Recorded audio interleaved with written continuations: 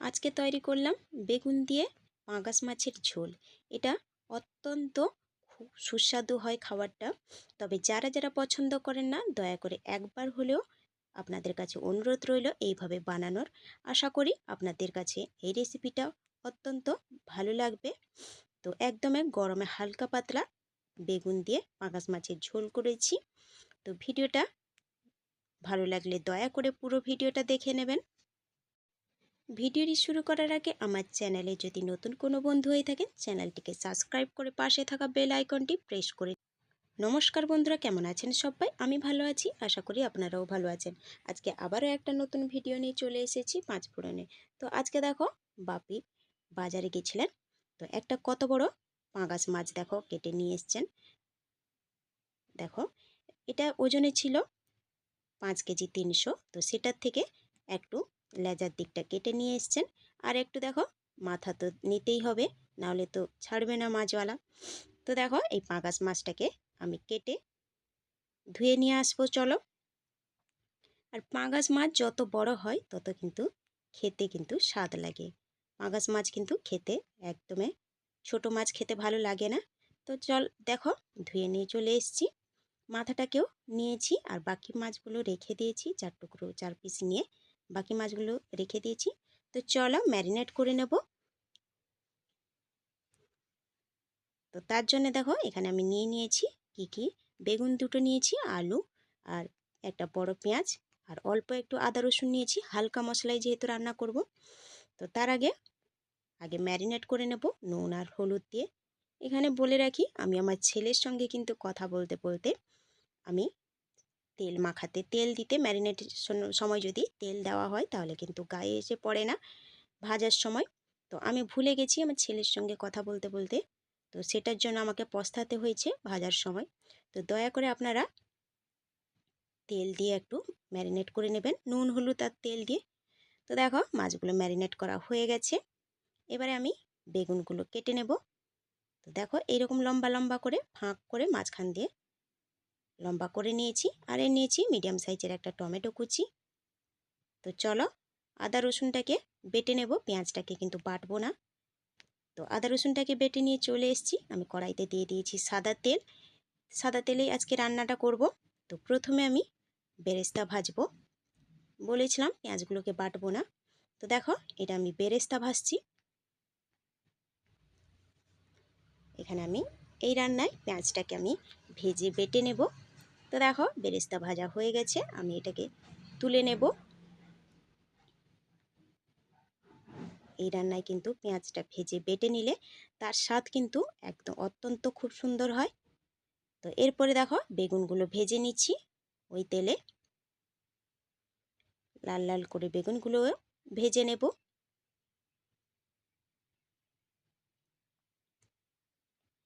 তো দেখো বেগুনগুলোও আমার ভাজা হয়ে গেছে, আমি তুলে নেব। আপনারা কালো বেগুন দিয়েও করতে পারেন, ওই লম্বা লম্বা কালো বেগুন দিয়ে। আমার কাছে নেই তাই আমি এই বেগুনগুলো দিয়েই করছি।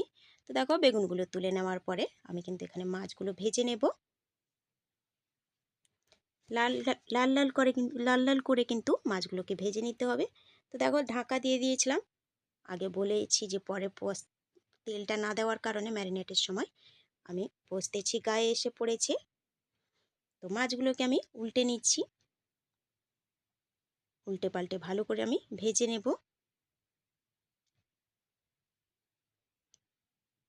তো আবারও আমি ঢাকা দিয়ে দিলাম। তো মাছগুলো হয়ে গেছে, দেখো ঢাকা খুলে আমি মাছগুলো তুলে নিচ্ছি।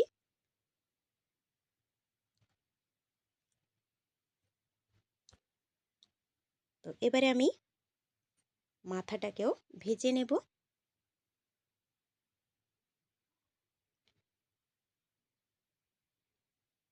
তো চলো মাথাটাও আমি ভেজে তুলে নেব। ভাজা হয়ে গেছে, আমি তুলে নেব। তো তুলে নিলাম। এবারে আমি সেই কড়াইতে আর একটু তেল দেব। আপনারা চাইলে সর্ষের তেলেও করতে পারেন, কিন্তু আমি এখানে সাদা তেলে করছি। তো দেখো তেলটা গরম হতে হতে এদিকে দেখো আদা রসুন বেটে রেখেছিলাম, তার সঙ্গে একটু অল্প হলুদ গুঁড়ো দিয়ে দেবো, নাহলে কিন্তু গায়ে এসে পড়বে। তো তার আগে দেখো কড়াইতে দিয়ে দিলাম কালো জিরে 1 টিস্পুনের মতো। এবারে আমি আদা রসুন যে বেটে রেখেছিলাম ওইটাই আমি দিয়ে দিলাম। এবারে হালকা একটু ভেজে নেব।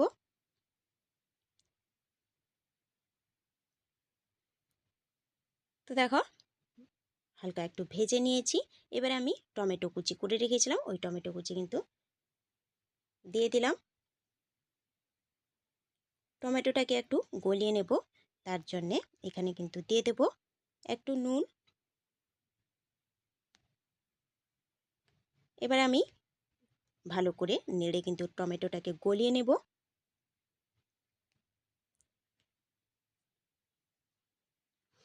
তো টমেটোটা গলতে গলতে আমি এখানে আর একটা পেস্ট বানিয়ে নেব। তার জন্যে বাটিতে দেখো একটু জল নিয়েছি, তাতে দিয়ে দেবো 1/2 টিস্পুনের মতো জিরে গুঁড়ো, দেব 1/4 টিস্পুনের মতো লাল লঙ্কার গুঁড়ো, আর 1/4 টিস্পুনের মতো দেব কাশ্মীরি লাল লঙ্কার গুঁড়ো, আর একটু 1/4 টিস্পুনের মতো দেব হলুদের গুঁড়ো। এবার আমি গুলিয়ে নিয়ে ওই মশলার মধ্যে দিয়ে দেব। তো দেখো এবার আমি মশলাটাকে ভালো করে একটু কষিয়ে নেব। 1 মিনিটের মতো মশলাটাকে ভালো করে কষিয়ে নিতে হবে। তো দেখতেই পাচ্ছ মশলাটা কিন্তু কষানো হয়ে গেছে। এবারে আমি এখানে ভেজে রাখা মাছের টুকরো আর মাথা দিয়ে দেব। মাছগুলোকে মশলার সঙ্গে একটু কষিয়ে নেব। খুব বেশিক্ষণ কষানোর দরকার নেই, 10 থেকে 12 সেকেন্ডের মতো কষিয়ে নিলেই হবে।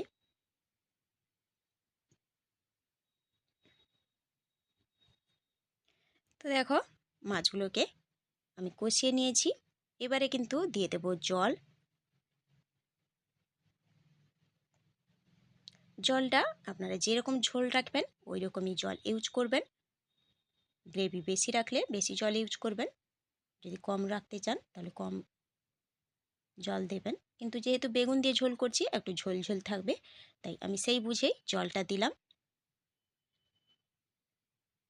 তো এবারে আমি মিশিয়ে নিয়ে ঢাকা দিয়ে দেব 2 মিনিটের জন্যে। তো দেখো ঢাকা খুলে নিয়ে চলে এসেছি, দেখো এবারে ফুটে উঠেছে। এবার আমি দিয়ে দেব ভেজে যে বেরেস্তা তুলে রেখেছিলাম ওইটা আমি শিলনোড়ায় বেটে নিয়েছি, ওইটা আমি মিশিয়ে দিলাম। এখন এই পেঁয়াজ বাটাটা দিলে কিন্তু অত্যন্ত দারুণ টেস্ট হয়। তো দেখো মিশিয়ে নিলাম, আবারও একটু 2 মিনিটের মতো ঢাকা দিয়ে দেব। এরকম পেঁয়াজ বাটা দিয়ে ভেজে পেঁয়াজ বাটা দিয়ে রান্না করে দেখবেন, অত্যন্ত সুস্বাদু হবে। তো দেখো ঢাকা খুলে নেব। এবারে তরকারি হয়ে গেছে দেখো। এবারে আমি ভেজে রাখা বেগুনগুলো দিয়ে দেব। বেগুনগুলো দিয়ে কিন্তু বেশিক্ষণ ফোটাবেন না, তাহলে কিন্তু বেগুনগুলো ঘেঁটে যাবে। এবারে আমি এখানে গরম মশলা দিয়ে দেব। গরম মশলা দিয়ে 1 মিনিটের মতো ফুটিয়ে আমি নামিয়ে নেব। 1/2 টিস্পুনের মতো দিয়ে দিলাম গরম মশলার গুঁড়ো।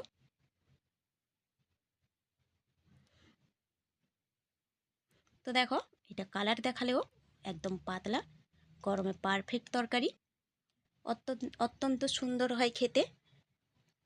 তো আজকের ভিডিওটা কেমন লাগলো অবশ্যই কমেন্ট করে জানাবেন। ভালো লাগলে লাইক শেয়ার করে দেবেন। সুস্থ থাকবেন, ভালো থাকবেন। খুব শীঘ্রই দেখা হবে পরের একটা ভিডিও নিয়ে। তো চলো আজকে এখানেই শেষ করি।